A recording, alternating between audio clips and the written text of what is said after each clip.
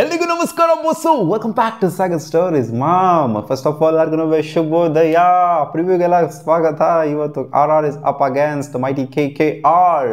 So ಆಗಿರುವಂಥ 5 ಪ್ರಿಡಿಕ್ಷನ್ಸ್ಗಳಲ್ಲಿ 4 predictions success ಆಗಿದೆ ನಮ್ಮದು. ಮೊದಲನೇ ಮ್ಯಾಚ್ ಮಾತ್ರ ನಾವು RCB ಮಾತ್ರ ಉಣಿಸ್ಕೊಂಡು ಹೋಯ್ತು ಅನಿಸ್ತೀನಿ. KKR ಗೆಲ್ಬಿಡ್ತೆ ಅಂತ ಹೇಳಿದ್ದೆ, RCB ಗೆದ್ಬಿಡ್ತು. ಸೊ ಮಿಕ್ಕಿರೋ ಅಂತ ಎಲ್ಲ ಪ್ರಿಡಿಕ್ಷನ್ ಕೂಡ ಸಕ್ಸಸ್ ಆಗಿದೆ. ಸೊ ಇವತ್ತಿನ ಮ್ಯಾಚ್ ಪ್ರಿಡಿಕ್ಷನ್ ಹೇಳುವಂಥ ಸಮಯ ಬಂದಿದೆ.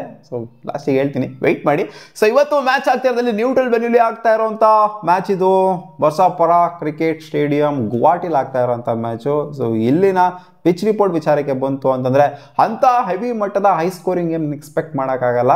200 ಬರ್ಬೋದು, 200ಗಿನ ಜಾಸ್ತಿ ಅಂದರೆ 230, 240, ಆಮೇಲೆ SRH ಹೋಮಲ್ಲಿ ಹೊಡಿತಾರಲ್ಲ ಆ ಥರ ಎಲ್ಲ ಆ ರೇಂಜ್ಗೆಲ್ಲ ಎಕ್ಸ್ಪೆಕ್ಟ್ ಮಾಡೋಕ್ಕಾಗಲ್ಲ. ಸೊ 220 ಮ್ಯಾಕ್ಸಿಮಮ್ ಅಂತ ಅಂದರೆ ಎಕ್ಸ್ಪೆಕ್ಟ್ ಮಾಡ್ಬೋದು ಮಗ. ಸೊ ಇಲ್ಲಿ ಆಗಿರುವಂಥ ಜಾಸ್ತಿ ಮ್ಯಾಚನ್ನು ಹೋಸ್ಟ್ ಆಗಿಲ್ಲ. IPL ಮ್ಯಾಚಸ್ಗಳು 4 ಮ್ಯಾಚ್ ಮಾತ್ರ ಗುವಾಹಟಿಲಿ ಹೋಸ್ಟ್ ಆಗಿರೋದು. ಅಲ್ಲಿ 2 ಮ್ಯಾಚ್ನಾಗ ಇರೋದು ಬ್ಯಾಟಿಂಗ್ ಫಸ್ಟ್ ಆಡಿದವರು ಆ್ಯಂಡ್ ಬ್ಯಾಟಿಂಗ್ ಸೆಕೆಂಡ್ ಆಡಿದವರು 1 ಮ್ಯಾಚ್ನಾಗ ಇದ್ದಾರೆ. ಇನ್ಫ್ಯಾಕ್ಟ್ ಬ್ಯಾಟಿಂಗ್ ಫಸ್ಟ್ ಆಡ್ಬಿಟ್ಟು 2 ಮ್ಯಾಚನ್ನು ಕೂಡ 190+ ಇವರು ಟಾರ್ಗೆಟ್ ಆಗಿ ಕೊಟ್ಟಿದ್ರು. 190+ ಟಾರ್ಗೆಟ್ ಆಗಿ ಕೊಟ್ಟಾಗ ಡಿಫೆಂಡ್ ಮಾಡ್ಕೊಂಡಿದ್ದಾರೆ. ಸೊ 190+ ಹೊಡಿತು ಅಂತಂದರೆ ಇಲ್ಲೊಂಥರ ವಿನಿಂಗ್ ಸ್ಕೋರ್ ಅಂತ ಹೇಳ್ಬೇಕು ಮಗ. ಸೊ ಇಲ್ಲಿ ಫ್ಲಾಟ್ ಟ್ರ್ಯಾಕನ್ನು ರೆಡಿ ಮಾಡಿರ್ತಾರೆ, ಯಾಕಂದರೆ ಇನಿಷಿಯಲ್ ಮ್ಯಾಚಸ್ ಆಗಿರೋದ್ರಿಂದ. ಸೊ ಒಳ್ಳೆ ಹಬ್ಬ ಅಂತೂ ಕಾದಿರುತ್ತೆ. ರನ್ ಬೇಟೆ ಈ ಮ್ಯಾಚಲ್ಲೂ ಕೂಡ ಇರುತ್ತೆ ಅಂತ ಅಂದ್ಕೊಂಡಿದ್ದೀನಿ. ಕಮ್ಮಿ ಅಂತೂ ಹೊಡೆಯಲಾಗೋರು 130, 140.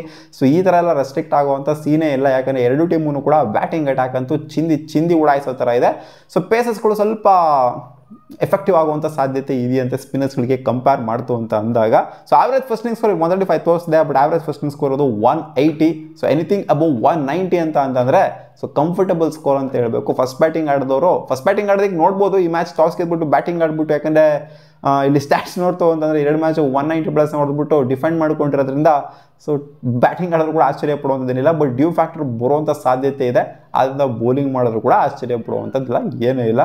ಸೊ ನಾರ್ಮಲ್ ಆಗಿ ಬೌಲಿಂಗ್ ಮಾಡೋದಕ್ಕೆ ನೋಡ್ತಾರೆ, ಒಂದು ಪ್ಯಾಟರ್ನ ಗಮನಿಸ್ತು ಅಂದರೆ ಟಾಸ್ ಗೆದ್ದರಲ್ಲ ಬೌಲಿಂಗ್ ಅಂತ. ಸೊ ಇಲ್ಲೂ ಕೂಡ ಬೌಲಿಂಗ್ ತೊಗೊಂಡ್ರೆ ಆಶ್ಚರ್ಯ ಏನಿಲ್ಲ. ಬಟ್ 2 ಮ್ಯಾಚ್ನಾಗ ಗೆದ್ದಿರೋಂಥವ್ರು ಬ್ಯಾಟಿಂಗ್ ಫಸ್ಟ್ ಆಗಿರೋದ್ರಿಂದ ಸೊ ಈ ಕಡೆ ಹೋದರೂ ನೋಡಬಹುದು ಏನಾಗುತ್ತೆ ಅಂತ. ಆ್ಯಂಡ್ ಇನ್ನು head to head stats neutral venue ಅಂತ ಬಂದಾಗ 6 ಮ್ಯಾಚ್ಗಳನ್ನ ಆಡಿದ ನ್ಯೂಟ್ರಲ್ ವೆನ್ಯೂಲಿ ಹೇಳ್ತಿರೋದು, ಅವರ ಹೋಮ್ ಇವರ ಹೋಮಲ್ಲ.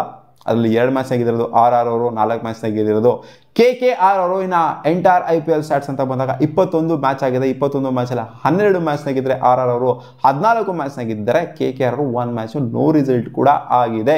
ಲಾಸ್ಟ್ ಮ್ಯಾಚು ರಾಜಸ್ಥಾನ್ ರಾಯಲ್ಸು ನಾಯಿಗೆ ಇಡ್ಸ್ಕೊಂಡಿದ್ದಾರೆ, ಬೌಲರ್ಸ್ಗಳು ಹುಚ್ಚನಾಗಿ ಓಡಿಸ್ಕೊಂಡಿದ್ದಾರೆ. ಈ ಮ್ಯಾಚು ಒಂಥರ ಅವರ ಬ್ಯಾಟಿಂಗ್ ಮೇನ್ ಕನ್ಸರ್ನ್ ಏನಾಗಿಲ್ಲ. ಬ್ಯಾಟಿಂಗ್ ಚೆನ್ನಾಗೇ ಆಡಿದ್ರು, 140+ ಹೊಡೆದ್ರು, 44 ರನ್ನಿಂದ ಏನೋ ಸೋತರು. ಬಟ್ ಬ್ಯಾಟಿಂಗ್ ಚೆನ್ನಾಗೇ ಆಡಿದ್ದಾರೆ. 140+ ಅಲ್ಲ 240+ ಹೊಡಿಬೇಕು ಅಂದರೆ ಚೇಸ್ ಮಾಡಬೇಕಾದ್ರೆ ಇದೊಂದು ಸುಮ್ಮನೆ ಮಾತಂತೂ ಅಲ್ವೇ ಅಲ್ಲ. ಸೊ ಬ್ಯಾಟಿಂಗ್ ಮಸ್ತಾಗಿ ಆಡಿದರೆ, ಬೌಲಿಂಗು ಮೈನ್ ಕನ್ಸರ್ನ್ ಆಗಿದೆ. ಅದು ಏನು ಮಾಡ್ತಾರೆ ಅಂತ ಗೊತ್ತಿಲ್ಲ. ಈ ಕಡೆ ಜೋಫರ್ ಆರ್ಚರ್ ನಾಯಿಗೆ ಓಡಿಸ್ಕೊಂಡಿರೋದು ಲಾಸ್ಟ್ ಮ್ಯಾಚು 76 ರನ್ನು. ಈ ಮ್ಯಾಚು ಕಮ್ ಬ್ಯಾಕ್ ಮಾಡಬೇಕಾಗಿದೆ. ಫಜ್ಲಾಕ್ ಫರೂಕಿ ಕಾನ್ಫಿಡೆನ್ಸ್ ಅಷ್ಟೊಂದು ಕೊಡ್ತಾ ಇಲ್ಲ. ಮಹೇಶ್ ತೀಕ್ಷ್ಣ ಒಂದು ರೇಂಜಿಗೆ ಓಕೆ ಅಂತ ಹೇಳಬೇಕು. ತುಷಾರ್ ದೇಶಪಾಂಡೆನೂ ಆ ಮಟ್ಟಿಗೆ ವಿಕೆಟ್ಸ್ ಬಿದ್ದಿರ್ಬೋದು, ಬಟ್ ಆ ಮಟ್ಟಿಗೆ ಕಾನ್ಫಿಡೆನ್ಸ್ ಇಲ್ಲ. ಆ್ಯಂಡ್ ಸಂದೀಪ್ ಶರ್ಮಗಂತೂ ಕಾನ್ಫಿಡೆನ್ಸ್ ಇಲ್ಲವೇ ಇಲ್ಲ. ಇನ್ನೇನು ಬೌಲಿಂಗ್ ಯೂನಿಟ್ ಒಂಥರ ಡೌನ್ ಆಗಿದೆ ಅಂತ ಹೇಳ್ಬೇಕು. ಲಾಸ್ಟ್ ಮ್ಯಾಚ್ ಎಲ್ಲರಿಗೂ ಫುಲ್ ಟೋಲ್ ತೊಗೊಂಡ್ಬಿಟ್ರು, ಹಂಗೇನೆ SRH ಅವರು. ಸೊ ಅಲ್ಲಿಂದ ಈ ಬೌಲಿಂಗ್ ಯೂನಿಟು ಕಮ್ ಬ್ಯಾಕ್ ಮಾಡಬೇಕಾಗಿದೆ. ಈ ಕಡೆನೂ ಅಷ್ಟೇ ವರುಣ್ ಚಕ್ರವರ್ತಿಗೆ ಹಾಕೊಂಡು ರುಬ್ಬಿದ್ದಾರೆ ಲಾಸ್ಟ್ ಮ್ಯಾಚ್ RCB ಅವರು.